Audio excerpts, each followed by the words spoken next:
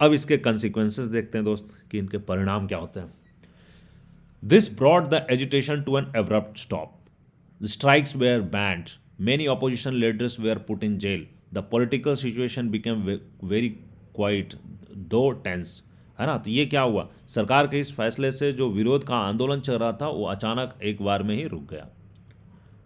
Strikes बंद हो गए, स्ट्राइक्स को तो बैन कर दिया गया, जो हड़ताल करना है उस पर रोक लगा दी गई, और अनेक विपक्षी दल जो हैं वो जेल में डाल दिए गए। सो द पॉलिटिकल सिचुएशन जो है, राजनीतिक माहौल में सन्नाटा तो छा गया, बट बहुत बड़ा तनाव भरा था।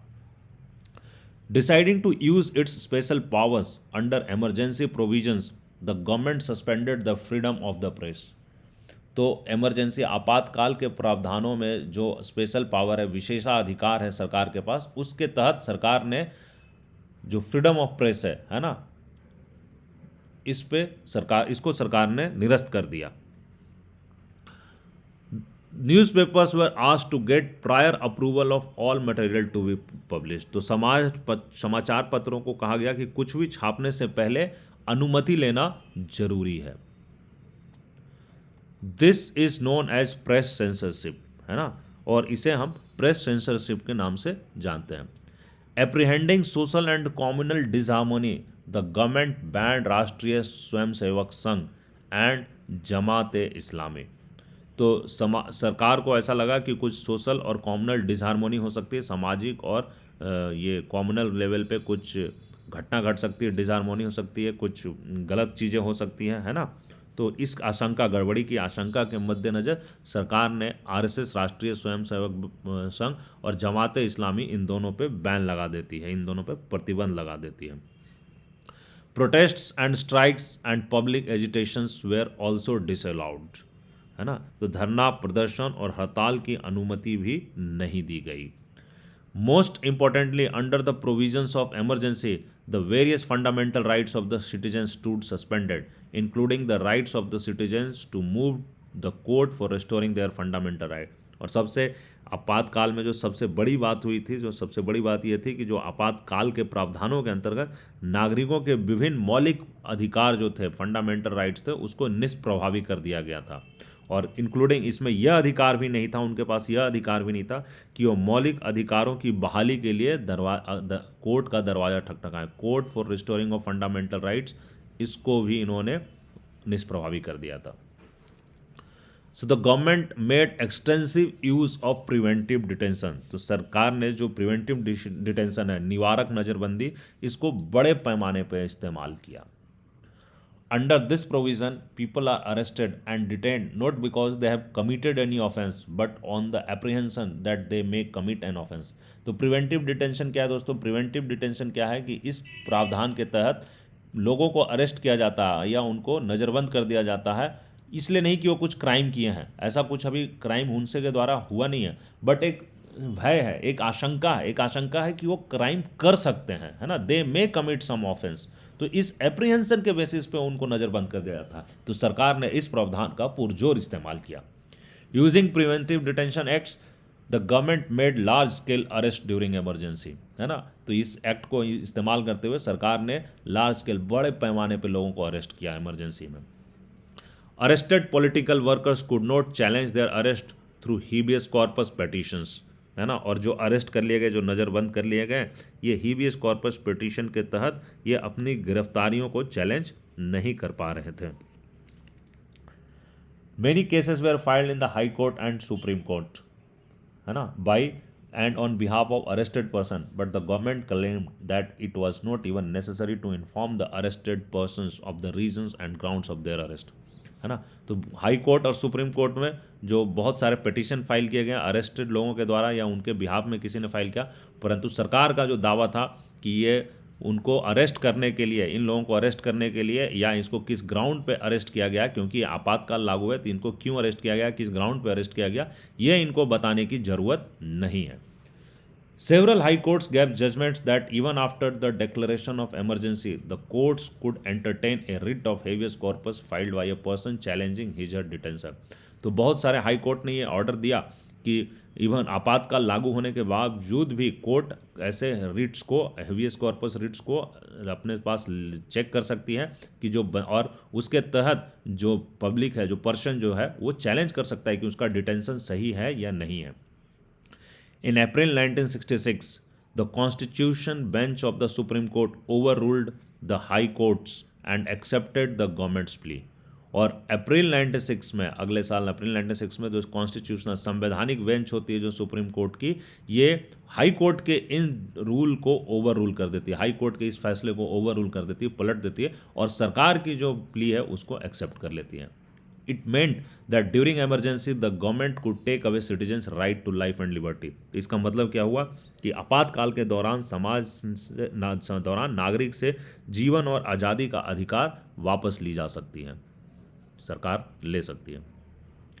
This judgment closed the doors of judiciary for the citizens and is regarded as one of the most controversial judgments of the Supreme Court. और ये जो सर्वोच्च न्यायालय का ये जो फैसला था, ये फैसला जो है नागरिकों के लिए अदालत के दरवाजे वो बंद कर देता है ना, आपातकाल में। और ये आज तक के फैसले के सर्वोच्च का सर्वाधिक विवादास्पद फैसला माना गया है। ये one of the most controversial judgement माना जाता है सुप्रीम कोर्ट का। There were many acts of dissent and resistance to emergency.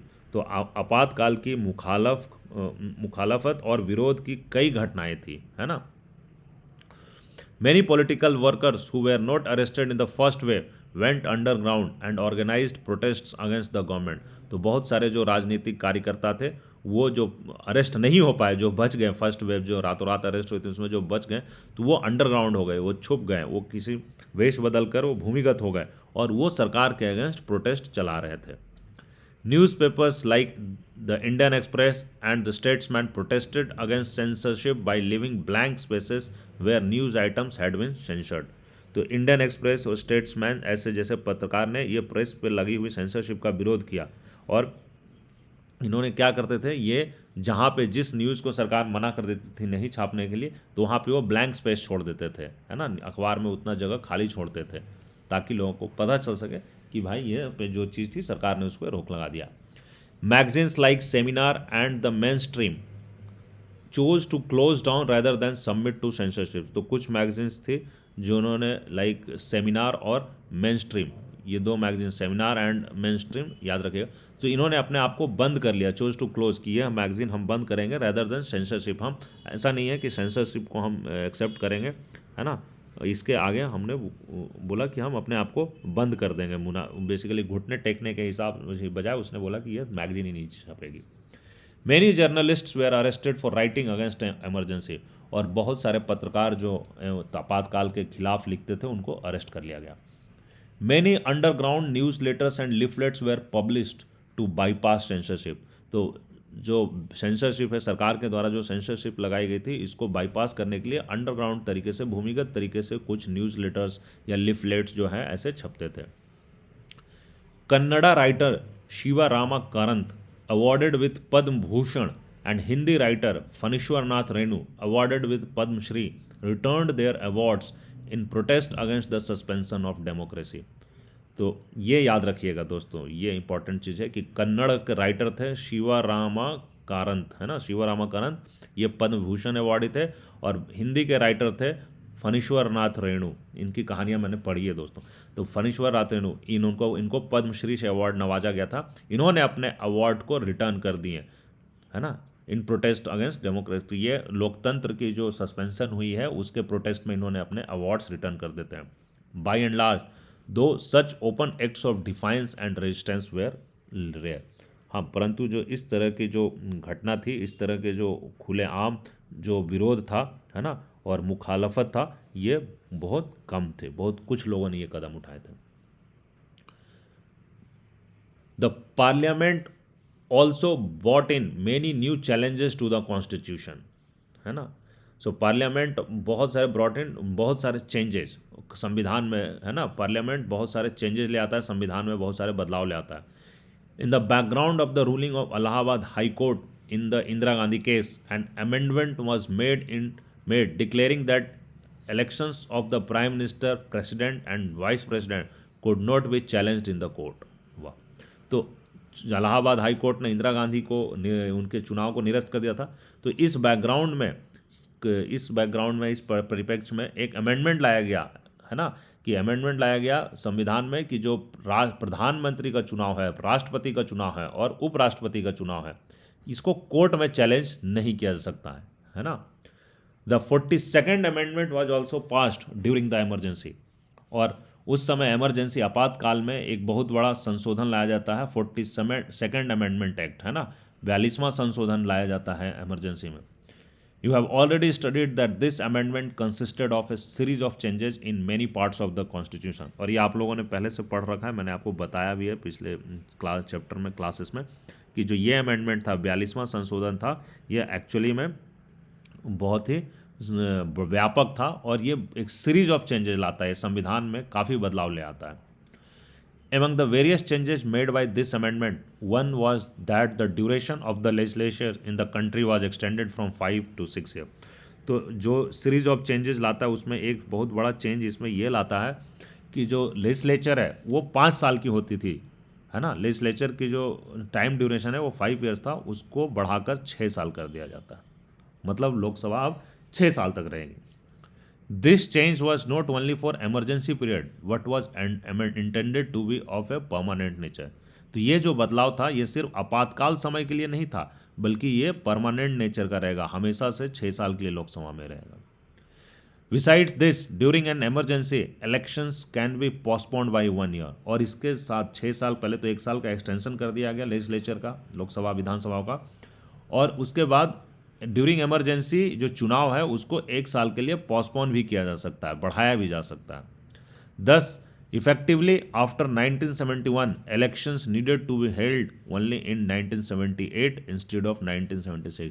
तो इसके तहत देखा जाए तो जो 1971 में चुनाव हुए थे उसके बाद आइडियली चुनाव कब होना चाहिए था, 5 साल के बाद चुनाव हो जाना चाहिए था 1976 में, बट इन दोनों बदलाव के तहत अब चुनाव जो है 1978 तक रोकी जा सकती थी, चुनाव 1978 में की जानी थी।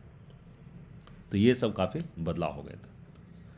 अब देखते हैं लेसन्स ऑफ इमरजेंसी। आपातकाल का तो पूरा देख लिया, अब इसके लेसन्स देखते हैं इससे क्या सबक मिले। The emergency at once brought out both the weaknesses and the strengths of India's democracy. आपातकाल एक बार में ही भारतीय लोकतंत्र की ताकत और कमजोरियां दोनों को उभार दिया। Though there are many observers who think that India ceased to be a democratic during the emergency, it is noteworthy that normal democratic functioning resumed within a short span of time. तो बहुत सारे जो observer हैं वो ऐसा सोचते हैं कि आपातकाल के समय भारत का जो लोकतांत्रिक व्यवस्था था वो ख़त्म हो गया था, बट ये नोट करने वाली बात है कि जो नॉर्मल डेमोक्रेटिक फंक्शन था, जो नॉर्मल लोकतांत्रिक कार्यक्रम थे वो चलने लगे छोटे से स्पैन ऑफ टाइम के बाद वो स्टार्ट हो गए। Thus one lesson of emergency is that it is extremely difficult to do away with democracy in India. तो इस लेसन आपातकाल का जो सबसे पहला लेसन है वो ये है कि भारत जैसे देश में लोकतंत्र को हटाना एक्सट्रीमली डिफ़िकल्ट है, बहुत ही कठिन है। लोकतंत्र को विदा कर पाना भारत में बहुत ही कठिन है। Secondly, it brought out some ambiguities regarding the emergency provision in the constitution that had been rectified since.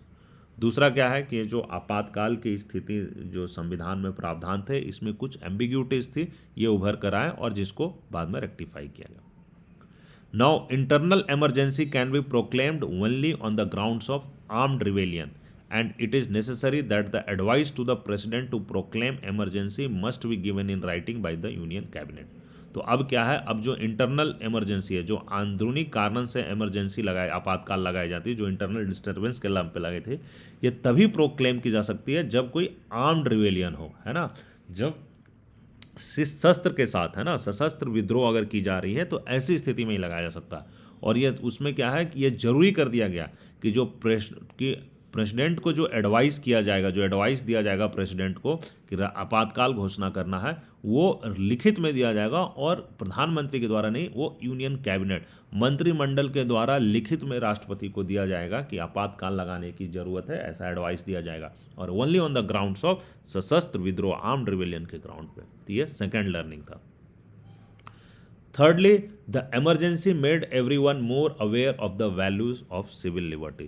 तो तीसरी बात जो है कि आपातकाल से हर कोई नागरिकों के प्रति ये जो सिविल लिबर्टीज है उसके प्रति उसकी जागरूकता बढ़ गई, उसका अवेयरनेस बढ़ गया.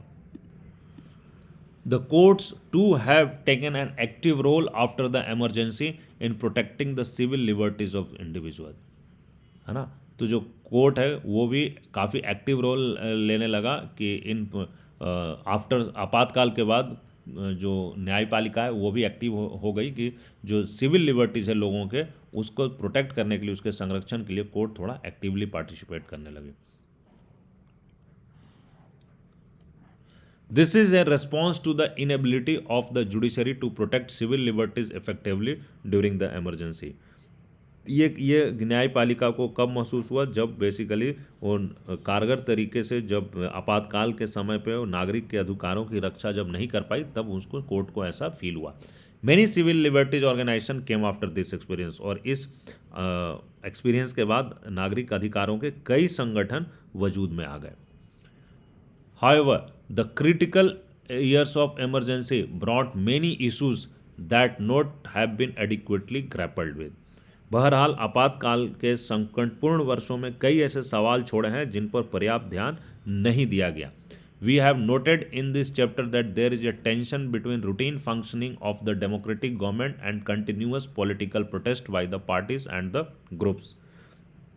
तो हम पढ़ चुके हैं कि जो लोकतांत्रिक सरकार के जो रोज़मर्रा के कामकाज और विभिन्न दलों और समूहों के निरंतर जारी राजनीतिक विरोध के बीच तनाव की स्थिति बनती है ना.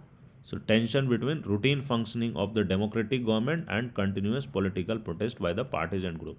सो what is the correct balance between the two? इसमें कितना करेक्ट बैलेंस होगा? Should the citizens have the full freedom to engage in protest activity और should they have no such right at all? ये सब द्वंद्व है कि दुविधा है कि कितना क्या जनता को पूरा फ्रीडम होना चाहिए कि वो प्रोटेस्ट करता रहे, है ना, पॉलिटिकल एक्टिविटी प्रोटेस्ट एक्टिविटी करता रहे. एंड ये what are the limits to such a protest? और ये जो प्रोटेस्ट है इसकी क्या सीमा होनी चाहिए, या पूर्ण आज़ादी होनी चाहिए या कुछ सीमाएं होनी चाहिए.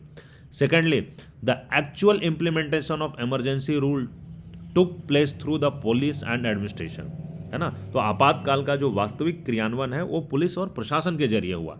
So these institution could not function independently, है ना. और ये जो संस्थाएं हैं ये स्वतंत्र होकर काम नहीं कर पाई. They were turn into political instruments of the ruling party and according to the Shah commission report the administration and police became vulnerable to political pressure. तो ये जो संस्थाएं हैं ये रूलिंग पार्टी के इंस्ट्रूमेंट्स बन गए और शाह कमीशन बैठाई गई थी. याद रखिएगा दोस्तों, शाह कमीशन रिपोर्ट. इमरजेंसी के ऊपर कौन सी कमीशन बैठी थी? Shah commission report. तो शाह कमीशन अपने रिपोर्ट में देती है कि जो प्रशासन थी और जो पुलिस थे ये बेसिकली पॉलिटिकल दबाव में के चपेट में आ गए, राजनीतिक दबाव के चपेट में आ गए. So this problem did not vanish after emergency. और ये समस्या जो है आपातकाल के बाद भी खत्म नहीं हुई है दोस्तों. तो इस वीडियो को मैं यहीं पे स्टॉप करता हूँ दोस्तों.